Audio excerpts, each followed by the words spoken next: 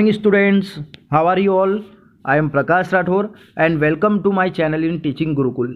Today we are going to discuss about the process of spermatogenesis. आज हम लोग शुक्राणु जनन की क्रियाविधि समझेंगे। तो आइए सबसे पहले शुक्राणु जनन क्या होता है या शुक्राणु क्या होता है उसको समझते हैं। तो शुक्राणु की बात करें तो शुक्राणु, इसको अंग्रेजी में स्पर्म कहा जाता है। यह शब्द यूनानी शब्द स्पर्मा से उत्पन्न हुआ है, जिसका सामान्य अर्थ है बीज, ठीक है, जिसका अर्थ पुरुष की प्रजनन कोशिकाओं से है। अगर हम लोग बात करें शुक्राणु की, तो शुक्राणु या स्पर्म एक प्रकार से क्या है, पुरुष की जनन कोशिकाएं होती है। विभिन्न प्रकार के यौन प्रजननों में जैसे कि एंजियोगेमी और ऊगेमी में एक चिन्हित अंतर होता है, ठीक है, जिसमें छोटे आकार के युग्मकों डेट मीन गैमेट्स को नर या शुक्राणु कोशिका कहा जाता है, और ठीक इसी प्रकार से बड़ी आकार के जो युग्मक होते हैं, है ना, वो उनको मादा युग्मक या फिर हम लोग उनको जो है मादा अंडाणु कोशिका भी कहा जाता है। इस प्रकार से हम लोग इनको बोल सकते हैं। पुरुष शुक्राणु अगुणित होते हैं, है ना, पुरुष क्या, पुरुष और मादा दोनों के जो शुक्राणु और अंडाणु हैं ये अगुणित होते हैं। डेट मीन्स इनमें 23 गुणसूत्र जो है वो पाए जाते हैं, ठीक है। तो ये क्या करते हैं कि पुरुष के 23 गुणसूत्र मादा के अंडाणु के 23 गुणसूत्रों के साथ मिलकर एक द्विगुणित कोशिका बनाते हैं। इस प्रकार से यहाँ पर क्या हो जाता है, 46 क्रोमोसोम वाला एक नया जीव जो है वो उत्पन्न हो जाता है। आइए आगे समझते हैं हम लोग। यहाँ पर आपको इस शुक्राणु जनन की एक सचित्र वर्णन दिया हुआ है। मैं छोटा सा एक समझा देता हूँ आपको कि यौनारंभ जब प्रारंभ होता है 13 से 14 वर्ष की उम्र में, ठीक है, तो यहाँ पर शुक्राणु जनन की क्रिया जो है वो स्टार्ट हो जाती है। सबसे पहले जो प्रारंभिक शुक्राणु जनन कोशिका है ये अपने अंदर समसूत्री विभाजन करती है, जिसके माध्यम से जो 46 क्रोमोसोम है या गुणसूत्र है वो 46 के 46 गुणसूत्र जो है वो अगली पीढ़ी में चले जाते हैं। डेट मीन्स अगली कोशिका में चले जाते हैं। एक कोशिका से दो कोशिका जब ये समसूत्री विभाजन के माध्यम से करती है तो 46 गुणसूत्र उनमें स्थानांतरित हो जाते हैं। फिर वो जो दोनों कोशिकाएं हैं वो दोनों कोशिकाएं वापस से समसूत्री विभाजन द्वितीय करती है और 4 कोशिकाओं का निर्माण करती है, और यहाँ पर भी टोटल 44 क्रोमोसोम जो है या गुणसूत्र जो है वो यहाँ पर होते हैं, ठीक है। इस प्रकार से यहाँ पर हो जाता है, और इस प्रकार से यहाँ पर क्या हो जाता है कि एक चारों कोशिकाएं बन जाती है। इनको शुक्राणु जनक कोशिका कहा जाता है। मतलब ये क्या करेगी, शुक्राणुओं का निर्माण करेगी, इसलिए इनका नाम हम लोगों ने शुक्राणु जनक कोशिका कहा है। इनके अंदर इनमें से अब जो है कोशिकाएं जो है, ठीक है, वो भोजन को ग्रहण करके और ऊर्जा को ग्रहण करके, ठीक है, और क्या करेगी, अपने अंदर अर्धसूत्री विभाजन करेगी। तो जब प्रथम अर्धसूत्री विभाजन होगा तो इसमें 1 से 2 कोशिकाएं जाएंगी, लेकिन इसमें यहाँ पर क्या होगा कि अर्धसूत्री विभाजन हुआ है तो जो 46 गुणसूत्र थे वो 23 गुणसूत्रों में यहाँ पर 2 कोशिकाओं में डिवाइड हो जाएंगे। तो इस प्रकार से यहाँ पर 23 गुणसूत्र बच जाएंगे, मतलब कि 1n हो जाएगा। फिर ये दोनों कोशिकाएं वापस से अर्धसूत्री विभाजन द्वितीय करेगी और 4 कोशिकाएं बनाएगी। ये जो 4 कोशिकाएं हैं, ठीक है, इन कोशिकाओं में भी 23 गुणसूत्र ही पाए जाएंगे, ठीक है। इस प्रकार से यहाँ पर अगली जो कड़ी है उसमें शुक्राणुओं का निर्माण हो जाता है, देखिए कि आप यहाँ पर देख पा रहे हैं, और इसी प्रक्रिया को हम शुक्राणु जनन कहते हैं, है ना। इसको हम अब थोड़ा सा थ्योरेटिकल देख लेते हैं। देखिए, नर युग्मक या शुक्राणुओं का निर्माण प्रक्रिया शुक्राणु जनन कहलाती है ना। मतलब कि जो नर युग्मक या नर युग्मक या फिर कोशिकाएं जो है उनकी, ठीक है, उनको हम लोग क्या कहते हैं, शुक्राणु जनन, ठीक है। तो उसका निर्माण होने की जो प्रक्रिया है उसको शुक्राणु जनन कहलाती है, ठीक है। वृषण में, है ना, वृषण में जनन उपकला के अर्धसूत्री विभाजन द्वारा शुक्राणु बनते हैं, जैसा कि मैंने आपको अभी बताया, है ना, कि वृषण जो होता है, वृषण कोश के अंदर वृषण पाया जाता है और वृषण के अंदर शुक्राणु जो है वो बनते हैं। और किस प्रक्रिया के माध्यम से बनते हैं, शुक्राणु जनन की प्रक्रिया के माध्यम से, ठीक है।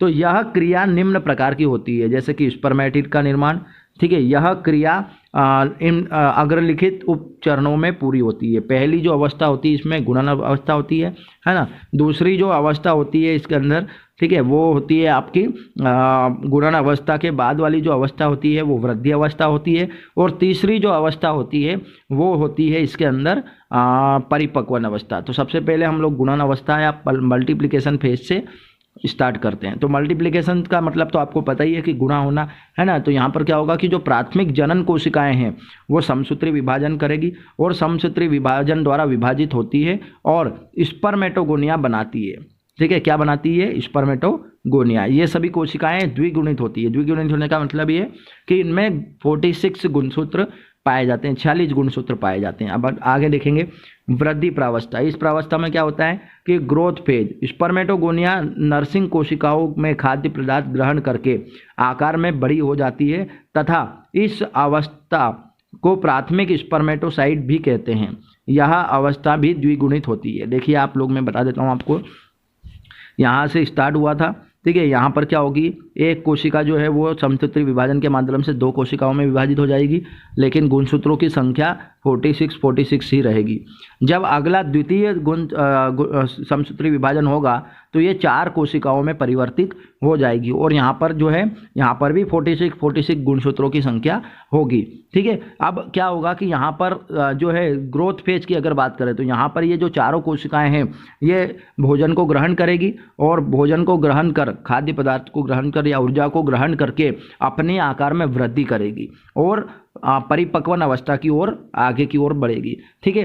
तो इस यहाँ तक की जो फेज है इसको हम लोगों ने बोला है ग्रोथ फेज, ठीक है, जो कि यहाँ पर एक कोशिका के माध्यम से आपको समझा रहे हैं। अगले बार हम लोग देखते हैं इसमें परिपक्वन प्रावस्था। इसमें क्या होगा, प्राथमिक स्पर्मेटोसाइट में अर्धसूत्री विभाजन होता है जिससे द्विगुणित कोशिकाएं जो है, ठीक है, वो अगुणित कोशिकाओं में परिवर्तित हो जाती है। ये देखिए यहाँ पर 46 क्रोमोसोम वाली गुणसूत्र यहाँ पर है, ठीक है। ये जब अर्धसूत्री विभाजन करेगी तो 2 कोशिकाओं में परिवर्तित हो जाएगी, लेकिन यहाँ पर गुणसूत्रों की जो संख्या है वो 23 हो जाएगी। कारण इसका यही है क्योंकि यहाँ पर अर्धसूत्री विभाजन हुआ है, मतलब कि यहाँ पर संख्याएं जो है वो आधी हो जाएगी, ठीक है। इसी प्रकार से द्वितीय अर्धसूत्री विभाजन के माध्यम से 4 कोशिकाएं बनाएगी और अतः प्रत्येक प्राथमिक स्पर्मेटोसाइट से 4 कोशिकाएं बनती है जिससे स्पर्मेटिड कहा जाता है, ठीक है। आप ये देख रहे हैं, तो ये वाली जो कोशिकाएं हैं ये क्या करेगी, 4 स्पर्मेटिड का निर्माण करेगी। आगे हम लोग समझते हैं इसके बाद में स्पर्मेटिड का कायांतरण, ठीक है। स्पर्मेटिड जब बन जाएंगे, ठीक है, तो क्या होगा कि स्पर्मेटिड में कुछ परिवर्तन होते हैं, है ना। स्पर्मेटिड की बात करें तो एक प्रकार का शुक्राणु ही है, लेकिन उसकी इस छोटी अवस्था को हम स्पर्मेटिड कहते हैं, ठीक है, जिनके द्वारा शुक्राणु बनता है और ये परिवर्तन निम्न है। पहला क्या है, इसका जो न्यूक्लियस होता है वो ठोस हो जाता है। दूसरा, स्पर्मेटिड से आरएनए निकलने के कारण केंद्रक आगे की तरफ नुकीला हो जाता है, ठीक है। आप लोगों ने देखा होगा जब मैंने शुक्राणु की संरचना समझाई थी तो उसमें बताया था न्यूक्लियोलस तथा प्रोटीन खत्म हो जाता है। आगे हम लोग अगर देखें तो माइटोकॉन्ड्रिया, ठीक है, उसके जस्ट पीछे की ओर माइटोकॉन्ड्रिया होता है। दूरस्थ सेंट्रियोल के चारों तरफ एकत्रित होकर एक आवरण बना लेता है जो शुक्राणुओं को ऊर्जा देने का काम करता है। मतलब जो शुक्राणु होता है, ठीक है, उसको ऊर्जा देने का काम जो है मुख्यतः माइटोकॉन्ड्रिया का होता है, ठीक है। और इसके अंदर जो गोल्जी काय केंद्रक है के अग्रभाग पर एक्रोजोम में परिवर्तित हो जाता है, ठीक है। इसका सबसे आगे वाला शीर्ष वाला हिस्सा जो है वहाँ पर एक्रोजोम जो है नाम का पदार्थ आ जाता है। तो इस प्रकार से इसकी संरचना में चेंजेस आते हैं। आगे हम लोग देखें, दूरस्थ सेंट्रियोल एक्सोनिमा बनाता है एवं अधिकतर कोशिका द्रव्य नष्ट हो जाता है। इसके अंदर जो कोशिका द्रव्य भरा हुआ है वो नष्ट हो जाता है, लेकिन इसका कुछ भाग शुक्राणु की पूंछ के चारों तरफ एक परत बना लेता है, ठीक है। जो पूंछ वाला हिस्सा है वहाँ पर एक परत बना लेता है। उपयुक्त सभी क्रियाएं सटली कोशिकाओं के जीव द्रव्य में होती है। परिपक्व शुक्राणुजनक नलिका की गुहा में छोड़ दिया जाता है और वो वहाँ से निकलकर लगभग 8 से 24 घंटे एपिडाइमस में रहते हैं, ठीक है। मतलब 8 से 24 घंटे का जो समय होता है उसमें एपिडाइमस, जो कि वृषण कोश के जस्ट ऊपर वाली लेयर थी, हम लोगों ने पढ़ा था, है ना, वहाँ पर ये समय बिताते हैं। तो इस प्रकार से यहाँ पर शुक्राणु जनन की प्रक्रिया पूरी होती है। एक बार फिर यहाँ पर मैं आपको बता देता हूँ, यौनारंभ की जो अवस्था होती है वहाँ से शुक्राणु जनन की प्रक्रिया प्रारंभ होती है। शुक्राणु जनन की प्रक्रिया में सबसे पहले प्राथमिक शुक्राणु जनन की कोशिका जो है, ठीक है, जो कि ये है, ये क्या करती है, समसूत्री विभाजन करती है और समसूत्री विभाजन के माध्यम से एक कोशिका जो है वो 2 कोशिकाओं में परिवर्तित हो जाती है। जब ये 2 कोशिकाओं में परिवर्तित होती है तो इनके अंदर जो गुणसूत्रों की संख्या है वो बराबर ही स्थानांतरित होती है। मतलब यहाँ पर अगर 46 है तो यहाँ पर भी 46 ही दोनों में होगी, ठीक है। फिर समसूत्री विभाजन द्वितीय होता है जिसके माध्यम से 4 कोशिकाओं का निर्माण होता है, लेकिन चारों कोशिकाओं की जो गुणसूत्र की संख्या है वो बराबर ही रहेगी। डैट मीन यहाँ पर भी 46 गुणसूत्र ही रहेंगे। यहाँ के बाद में क्या होता है, वृद्धि प्रावस्था आती है। जब वृद्धि अवस्था आती है तो उसमें ये चारों कोशिकाएं जो है वो भोजन को ग्रहण कर, है ना, खाद्य पदार्थ को ग्रहण करके और अपने आकार में बड़ी होती है, वृद्धि करती है, और इस वृद्धि करने के कारण ये परिपक्वन अवस्था की ओर आ जाती है। ठीक है, अब यहाँ पर इन चारों के अंदर क्या होगा, अर्धसूत्री विभाजन होगा, लेकिन मैं एक में करके बता रहा हूँ कि एक कोशिका फॉर एग्जाम्पल जो है, एक कोशिका वो अर्धसूत्री विभाजन के माध्यम से 2 कोशिकाओं में परिवर्तित होगी। ये दोनों कोशिकाएं जो है, ठीक है, वो अर्धसूत्री विभाजन के माध्यम से 4 कोशिकाओं में परिवर्तित होगी। ठीक है, अब हमेशा याद रखें कि यहाँ पर जब अर्धसूत्री विभाजन होगा तो इसमें गुणसूत्रों की जो संख्या है वो 23 रह जाएगी, और अगर ये 4 बनाएगी तो चारों में भी 23 गुणसूत्र जो है आ जाएंगे। तो इस प्रकार से 4 स्पर्मेटिड का निर्माण हो जाएगा, और ये जो चारों स्पर्मेटिड है ये कहीं ना कहीं जो है वो आगे जाके पूर्णतः शुक्राणु का निर्माण कर लेंगे, उसमें कायांतर परिवर्तन हो जाएगा। तो इस प्रकार से शुक्राणु जनन की प्रक्रिया के माध्यम से शुक्राणुओं का निर्माण यहाँ पर हो जाता है। ठीक है, तो ये था आपका शुक्राणु जनन की क्रियाविधि। कल हम लोग जो है इसी चैप्टर का सेकेंड टॉपिक जो है वो पढ़ेंगे अंडाणु जनन की प्रक्रिया। ठीक है, तो यहाँ तक आपका ये चैप्टर है। Thank you so much, and please like share and subscribe my channel teaching Gurukul.